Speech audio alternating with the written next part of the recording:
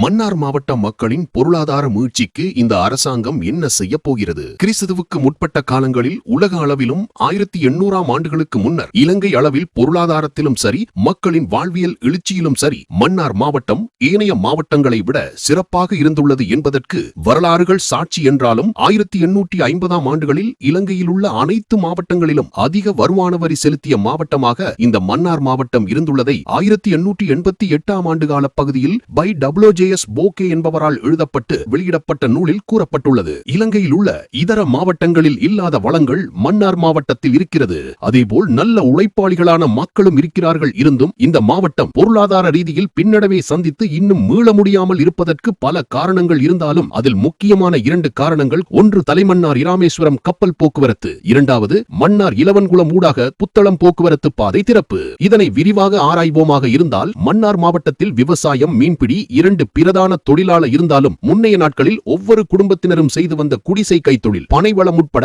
இங்கு கிடைக்கும் இயற்கை வளங்களை பயன்படுத்தி மேற்கொள்ளப்பட்ட குடிசை கைத்தொழில் மூன்றாவதாக ஒரு சேமிப்பு வருமானமாக இருந்திருக்கிறது. இதன் காரணமாக பெரிய அளவில் வறுமைக்கு உட்பட்டவர்கள் எவரும் இல்லை. முன்னைய நாளில் இருந்தே இலங்கையின் பல மாவட்டங்களிலும் இருந்து மன்னார் மாவட்டத்தில் தொழில் செய்வதற்காக இங்கு வந்து குடியேறியோர் ஏராளம். அவ்வாறு குடியேறியவர்கள் கூட இன்று பூர்வீக மன்னார் வாசிகளாகியும் உள்ளனர். தலைமன்னார் இராமேஸ்வரம் கப்பல் சேவை இருந்தபோது தமிழ்நாட்டு மக்கள் உட்பட வெளிநாட்டு வியாபாரிகள் இந்த மக்களது பலவிதமான உற்பத்தி பொருட்களை கொள்வனவு செய்து சென்றிருக்கிறார்கள். மன்னார் மாவட்டத்து மக்கள் தமிழகம் சென்று தங்களது பொருட்களை வியாபாரம் செய்து அங்கிருந்து மலிமான விலையில் குடும்பத்திற்கு தேவையான பொருட்களையும் ஒவ்வொருவரும் மேற்கொள்ளும் குடிசை கைத்தொழில்களுக்கான மூலப்பொருட்களையும் பெற்று வந்தார்கள். மன்னார் மாவட்டத்து மக்கள் தென்னிலங்கையோடு அதிக தொடர்புகளோடு இருந்தார்கள் என்பதை விட இந்திய தமிழ்நாட்டுடனேயே அதிகமான வியாபார தொடர்புகளை வைத்திருந்தார்கள். அதற்கான காரணம் என்னவென்றால், மன்னார் மாவட்டத்தை சுற்றியிருக்கும் பல மாவட்டங்கள் கிட்டத்தட்ட 80 கிலோமீட்டருக்கு அதிக தூரம் கொண்டவை. வெறும் 23 கிலோமீட்டர் தூரத்தில் இருப்பது தமிழ்நாட்டின் இராமேஸ்வரம். இந்த கப்பல் போக்குவரத்து சேவை மூலம் இவர்களது உற்பத்தி பொருட்களை தடையின்றி விற்பனை செய்து லாபம் ஈட்ட முடிந்தது.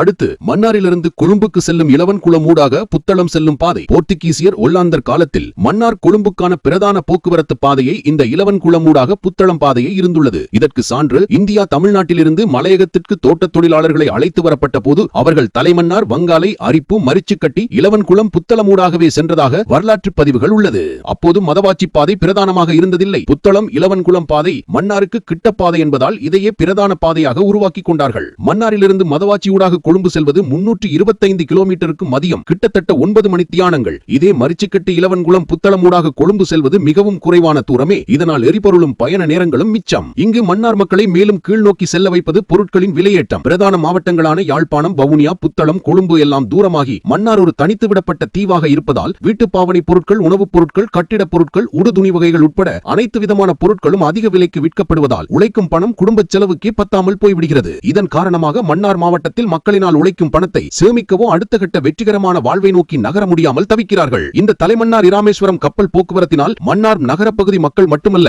மன்னார் பெருநிலப்பரப்பு மற்றும் ஏனைய மாவட்டங்களில் மன்னார் மாவட்டத்தை அண்டிய எல்லைப்புற கிராம மக்களும் நன்மை அடைவார்கள். அதேபோலவே இலவன்குளம் புத்தளம் பாதை திறப்பதால் யாழ் மாவட்ட மக்களும் போக்குவரத்து வியாபாரம் உட்பட பலவிதத்தில் பலனடைவார்கள். அது மட்டுமல்ல, இராமேஸ்வரம் தலைமன்னார் கப்பல் சேவையால் இந்தியாவின் தென் மாவட்டங்களில் உள்ள மக்களும் நன்மை அடைவதுடன் மன்னார் மாவட்டத்தின் சுற்றுலாத்துறை மிகவும் வேகமாக வளர்ச்சியடைந்து அரசுக்கு கண்ணுக்கு தெரியாத ஒரு வருமானத்தை ஈட்டித் தரும். எனவே மன்னார் மாவட்டத்தின் வளர்ச்சிக்கும் மக்களின் பொருளாதார முன்னேற்றத்துக்கும் எந்த ஒரு நன்மையையும் செய்யாமல் மன்னார் மாவட்டத்தில் உள்ள வளங்களை உறிஞ்சி எடுத்து தென்னிலங்கையை மாத்திரம் அபிவிருத்தி செய்ய நினைப்பது எந்த விதத்தில் நியாயம் என்று மக்கள் கேள்வி எழுப்புகின்றனர். எனவே மன்னார் மாவட்டம் விரைவாக அபிவிருத்தி அடையவும், மன்னார் மக்கள் வெகுவாக பொருளாதாரத்தில் வளர்ச்சி அடையவும், இந்த இரண்டின் மூலமாக இலங்கை அரசு கணிசமான வருமானத்தை பெறவும் தலைமன்னார் இராமேஸ்வரம் கப்பல் சேவை ஆரம்பிப்பதும் மரிச்சுக்கட்டி இலவன்குளம் ஊடாக புத்தளம் பாதை திறப்பதும் மிகவும் அவசியமாகிறது. இந்த 2 விடயங்களிலும் அரசாங்கத்திற்கு ஏகப்பட்ட நன்மைகள் உள்ளது. இந்த விடயம் பற்றி எவ்வளவு வேண்டுமானாலும் பேசலாம். காணொளியின் நீளம் கருதி சுருக்கமாக கூறப்பட்டுள்ளது. உறவுகளே, இந்த தகவல்கள் பிடித்திருந்தால் நமது பக்கத்தை பின்தொடர்ந்து யூடியூப் சேனலை சப்ஸ்கிரைப் செய்து ஆதரவு தாருங்கள். நன்றி.